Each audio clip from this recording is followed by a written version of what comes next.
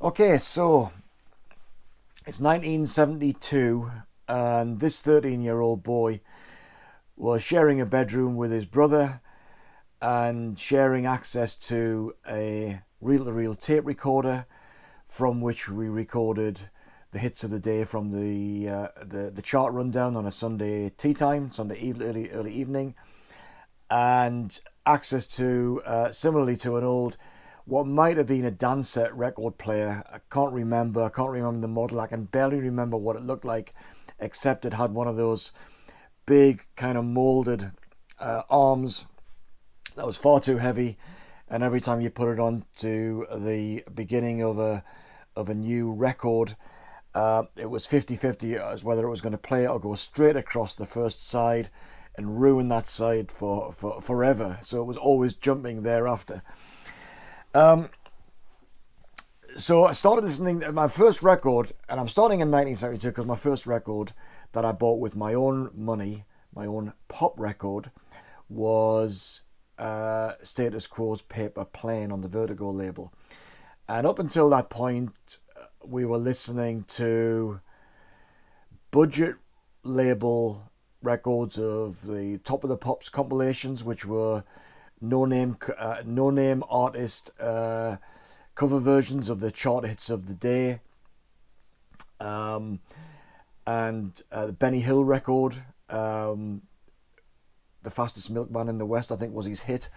That appeared, I think, on side one of this Music for Pleasure labeled LP, and we never got to hear it because it was one of those records where the record was scratched on its first play, and we just had to listen on side two to the comedy sketches that had been included.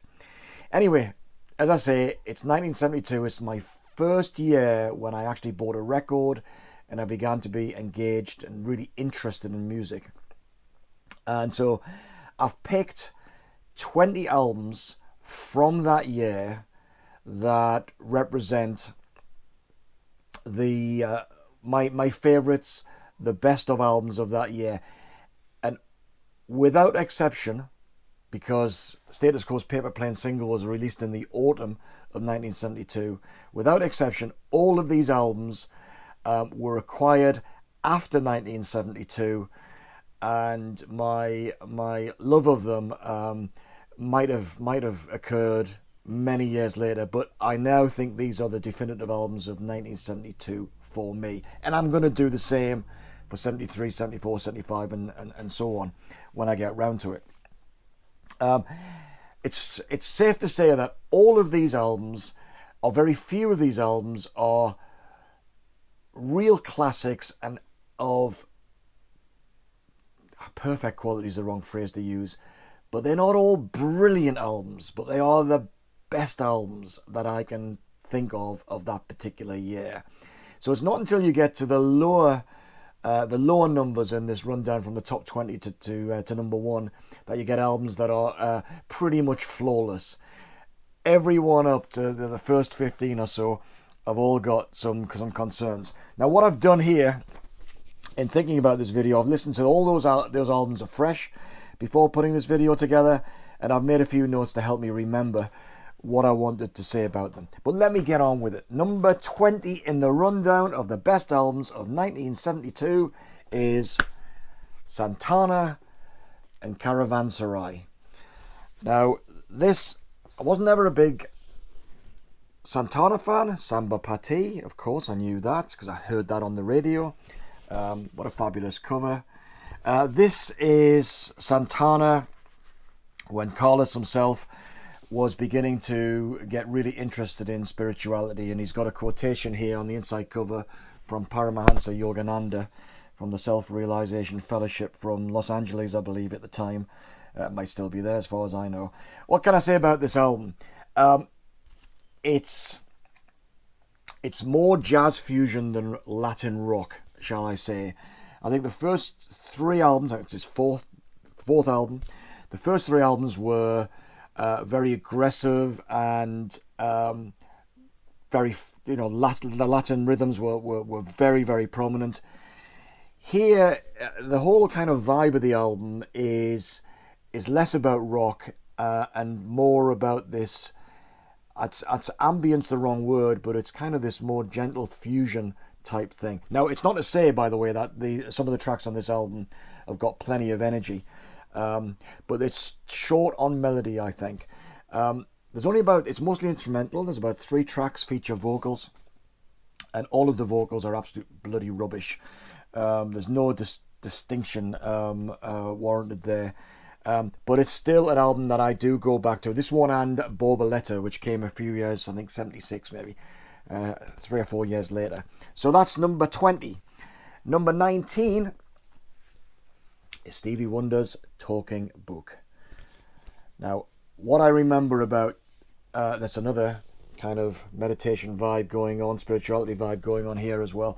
What I remember about Stevie Wonder was the track Superstition, which was being played on the radio a whole lot in 1972, and was definitely one of the tracks that I recorded on the reel-to-reel tape recorder. But this is a really funky album. This has got some fantastic tracks on it. So let me just pick out a couple of winners here. Well, You Are the Sunshine of My Life, which is kind of not really funky, but it's the kind of the gentle beginning.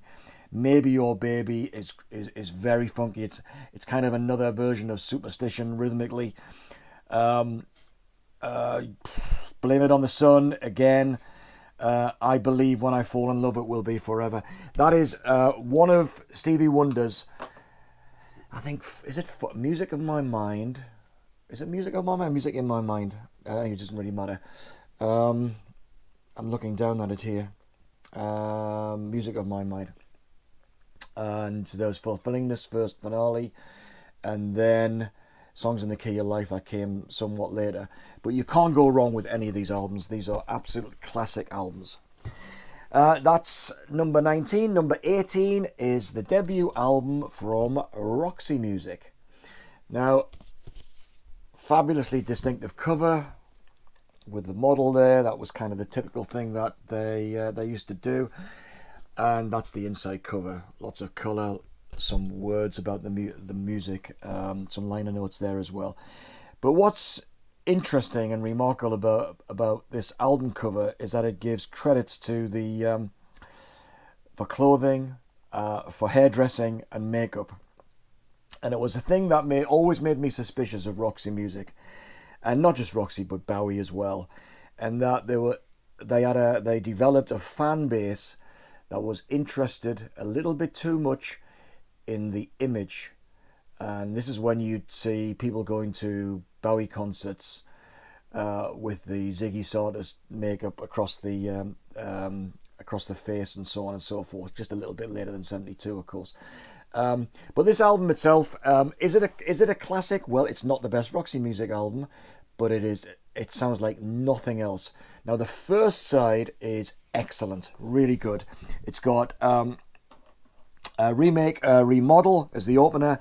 Ladytron, If There Is Something, is the third track, and all 3 of those tracks are absolutely classic, amazing tracks. Side 2 is a bit of a mishmash, not much going on there, not that much that's particularly memorable, but suffice to say that they became one of the most important bands of the 70s and early 1980s. And as I say, it wasn't just, or I suggest it wasn't just because of how they dressed. They were really, really interesting, really great mix. You had Eno doing lots of interesting stuff on synthesizer and other sound effects, Andy Mackay on saxophone, which was a real kind of a pushback against progressive rock, which was big in 1972. But yeah, utterly distinctive sound. So that is number 18. Now, number 17 is The Kinks, Everybody's in Showbiz. And now this one is a reissue. I'm not even sure if I've got an original of this one on vinyl. But it is a good album, and I did a video a short while ago about why people should listen to The Kinks. Kind of a bit of a rundown of my Kinks experience. Not my kinky experience, my Kinks experience. Love this album. The track Celluloid Heroes, which is really the big standout album closer, is superb. Really, really good.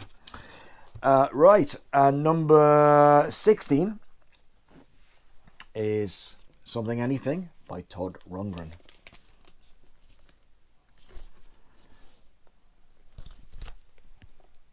What can I say about this? Well, this is like a various artists album where you have a mixture of styles and artists, kind of all doing some very, very different stuff. Now, it's full of fantastic melodies. It sounds very, very good. Todd Rundgren, of course, you might know. If you're a fan, of course, you'll know everything about him, possibly. But he was also the producer of Bat Out of Hell by Meatloaf later on. And he was a wizard in the studio. And this album sounds absolutely great. Standout tracks. What else have I written? What can I draw particular attention to here?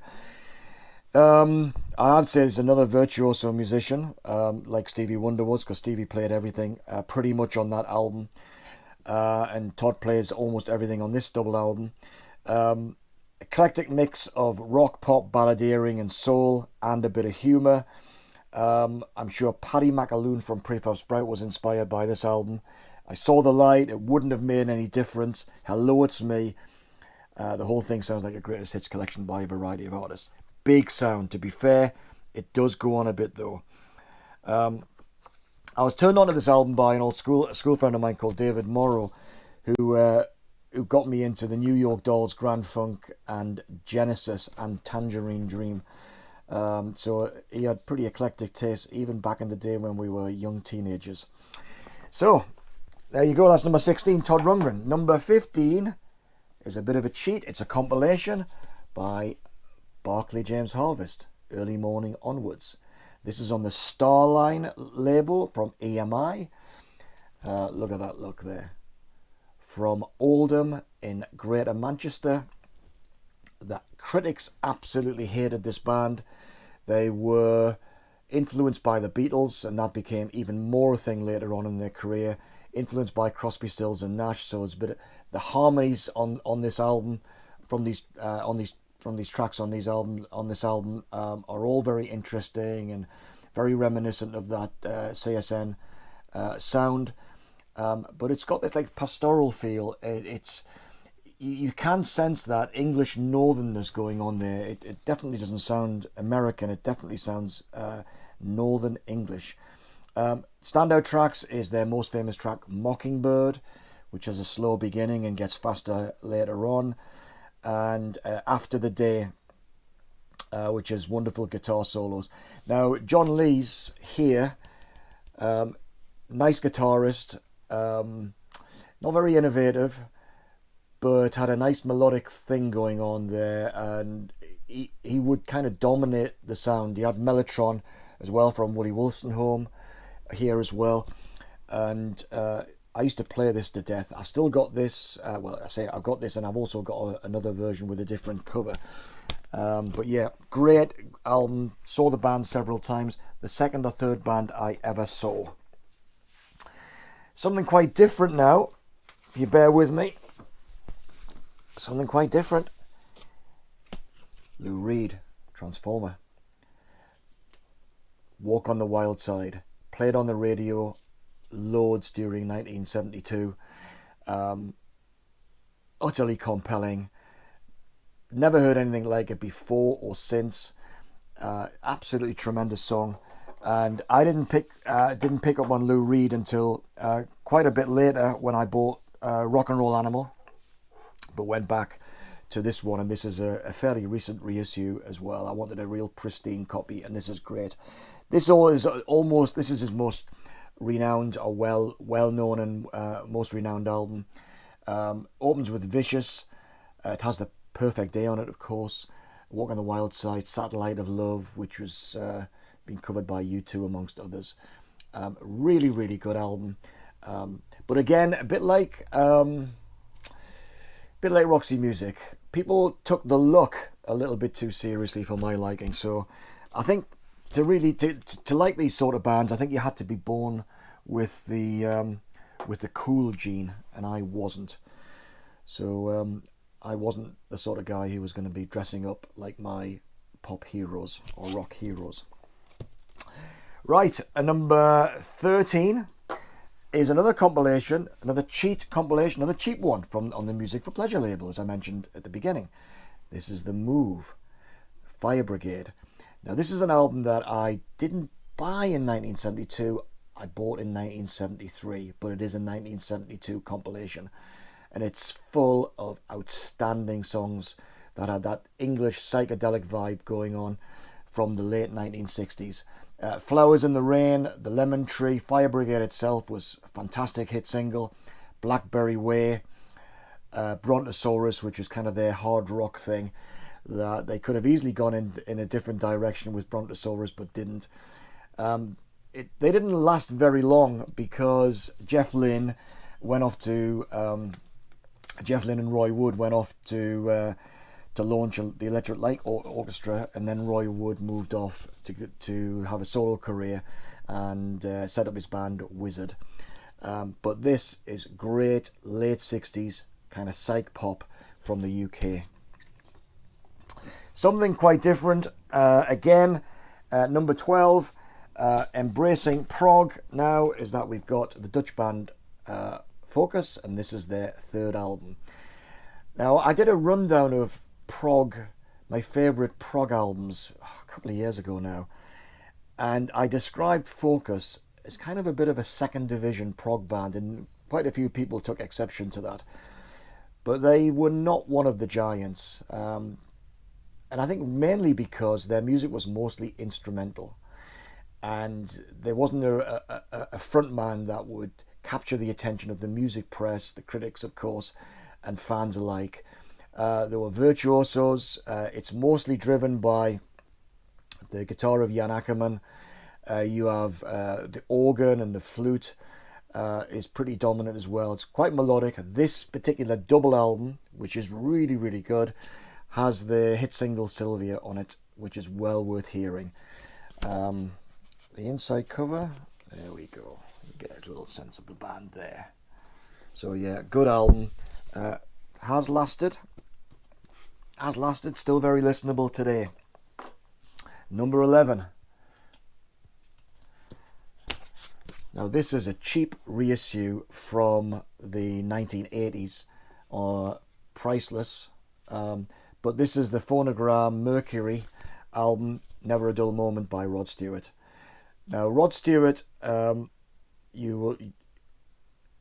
don't know whether people really appreciate Rod Stewart because his public image in the late 70s and the 80s and almost ever since has been a kind of bit of a showbiz star, stadium rock, do you think I'm sexy sort of thing.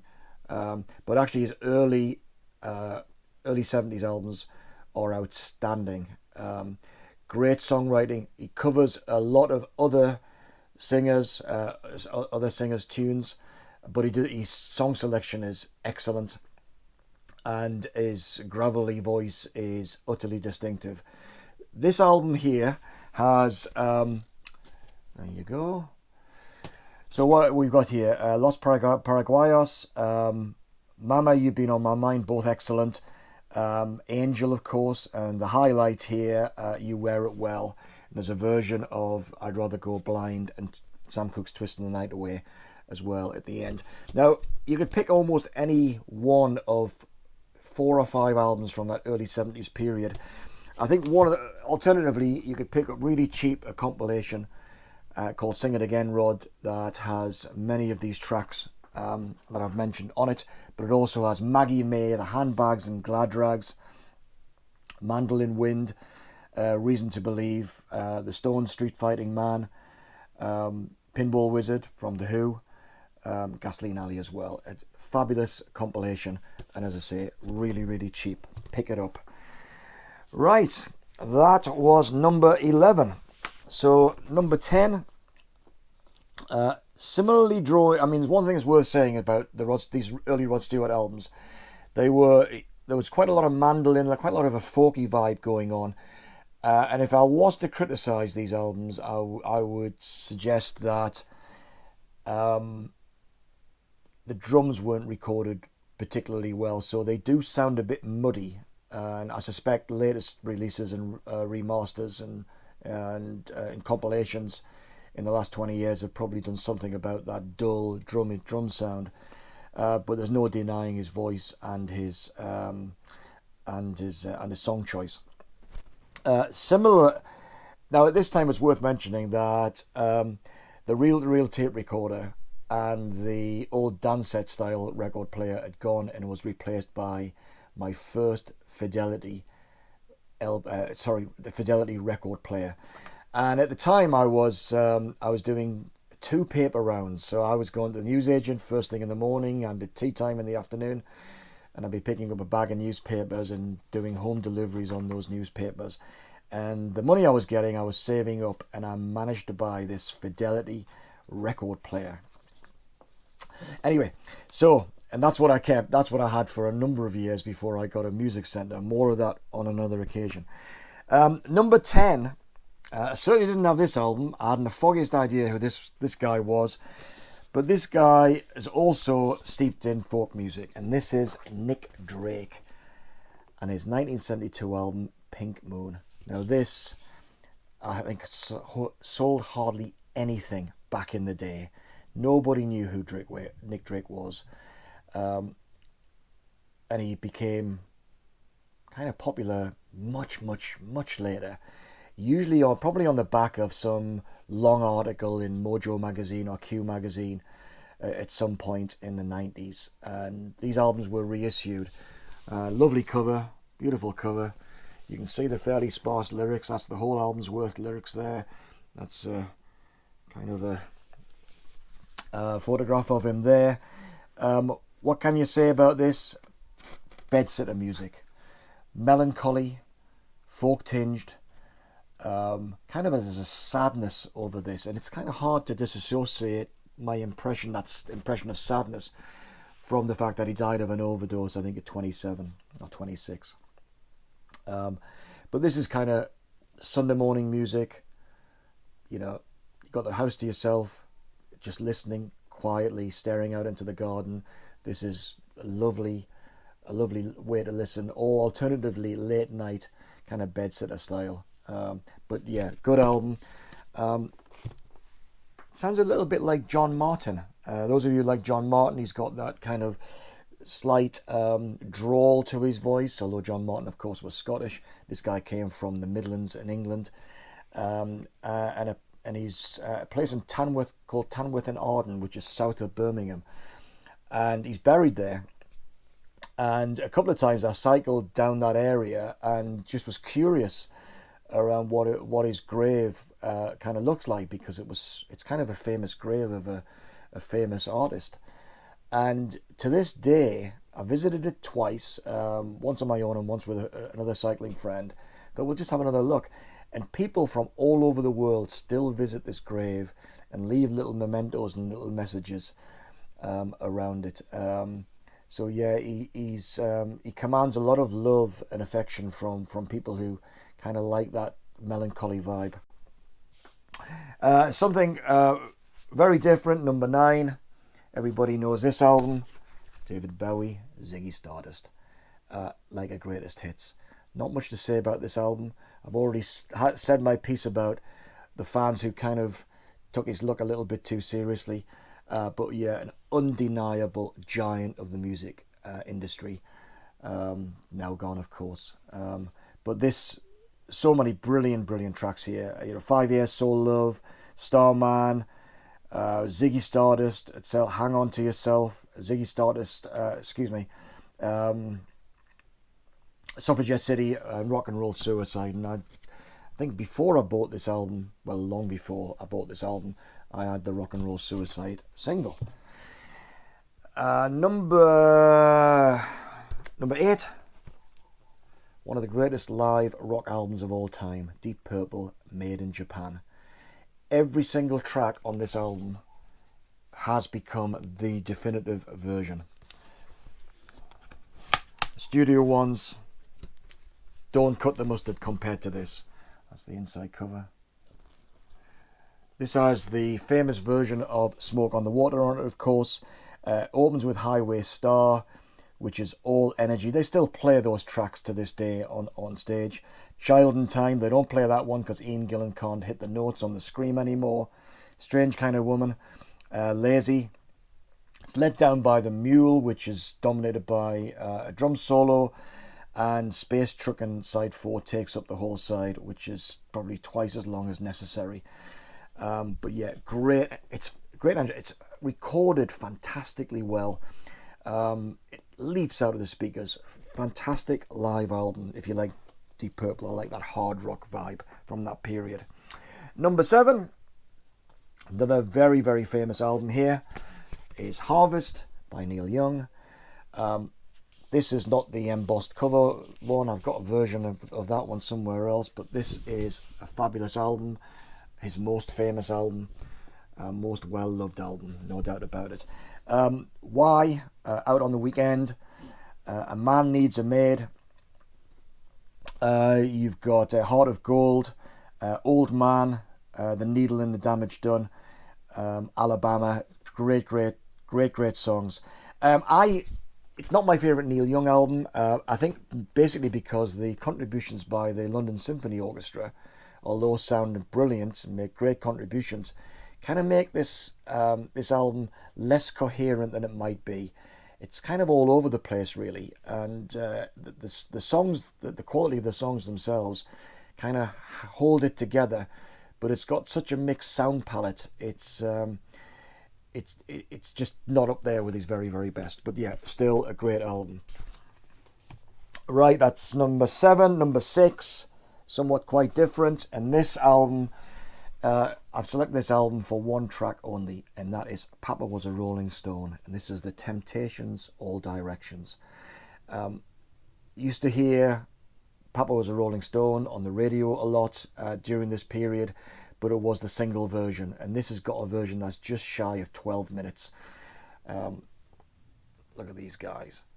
Yeah, great track, an absolute giant of a track in rock and soul. Wonderful stuff.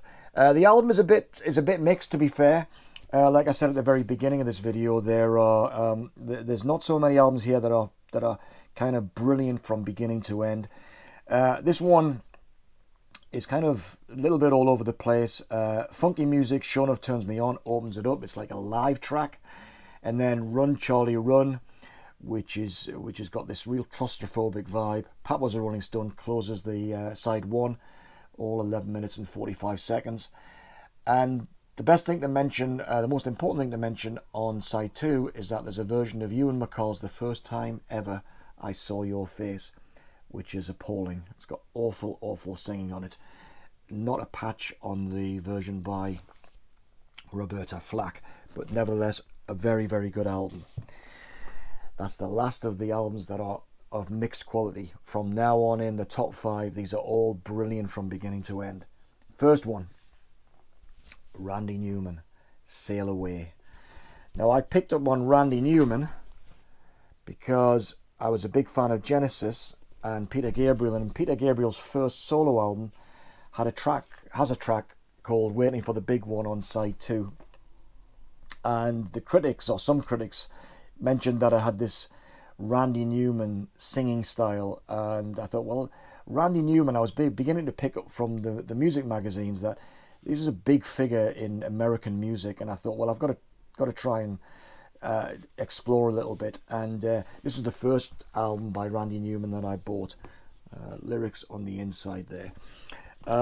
Obviously, if you're a fan of Randy Newman, you know he's got this acerbic, kind of humorous style about his lyric writing. He's very provocative.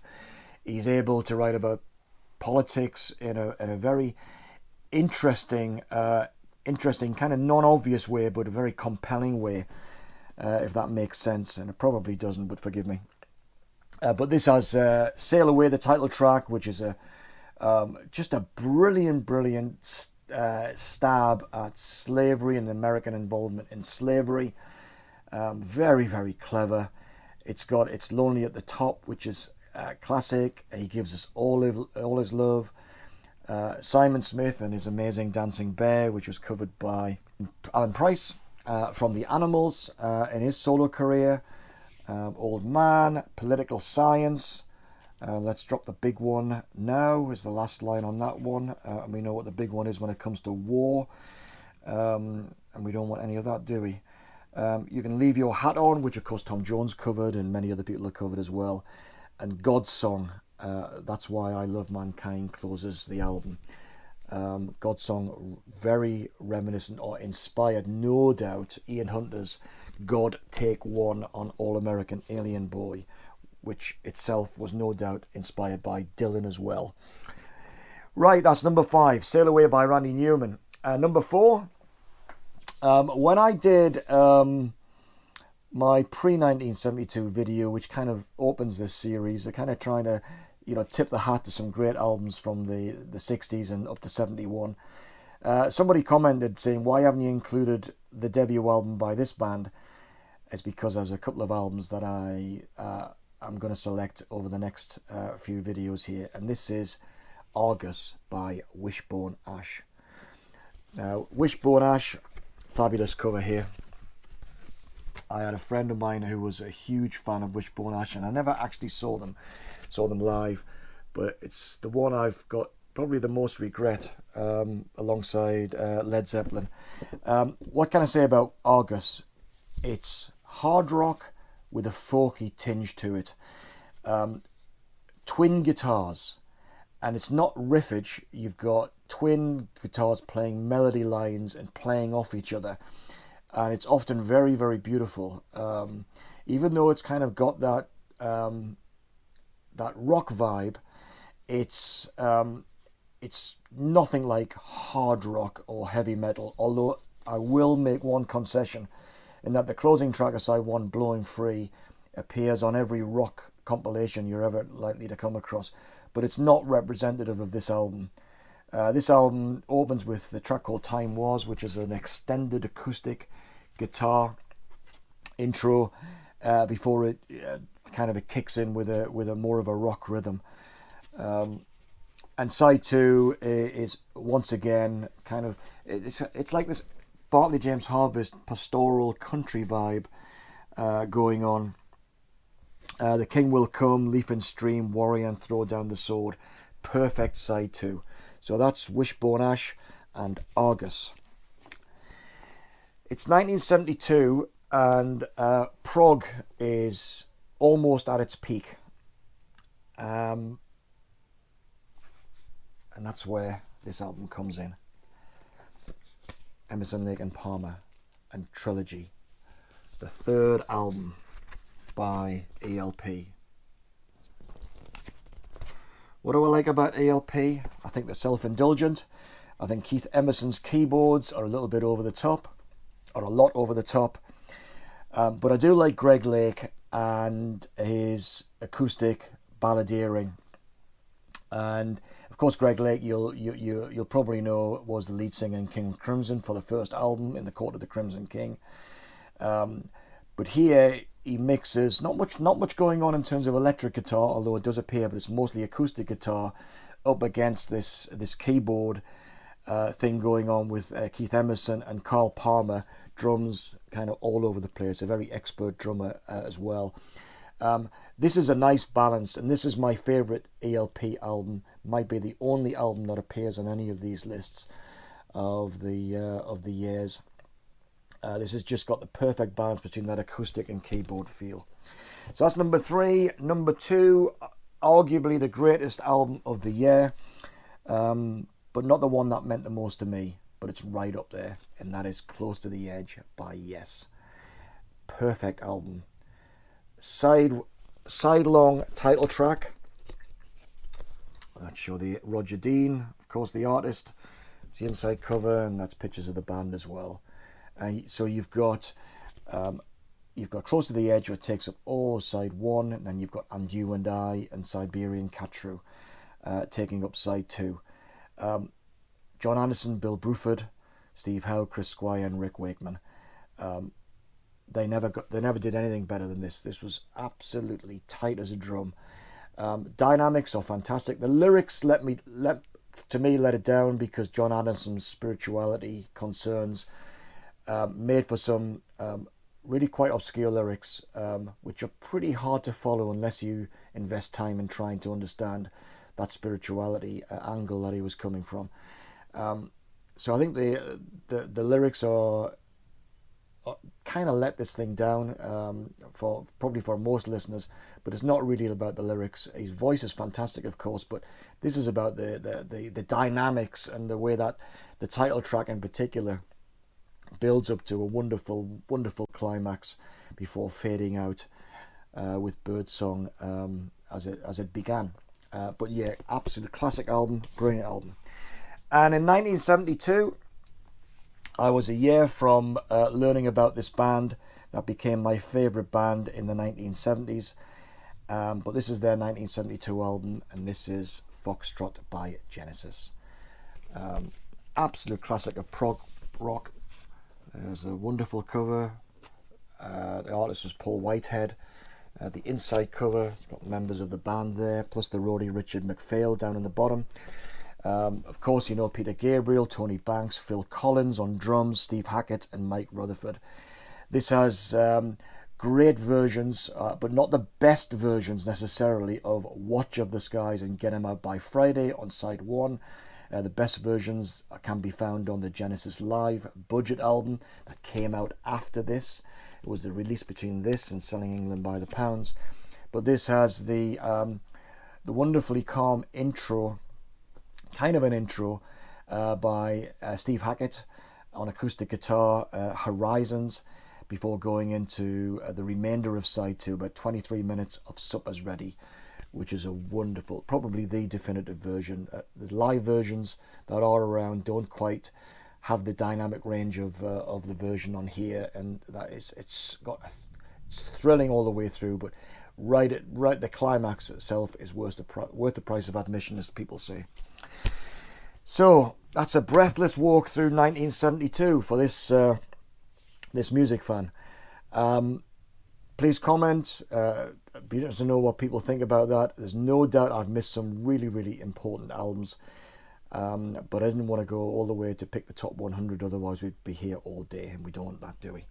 So there you go, that's 1972, and the next one will be 1973. See you next time. Ta-da.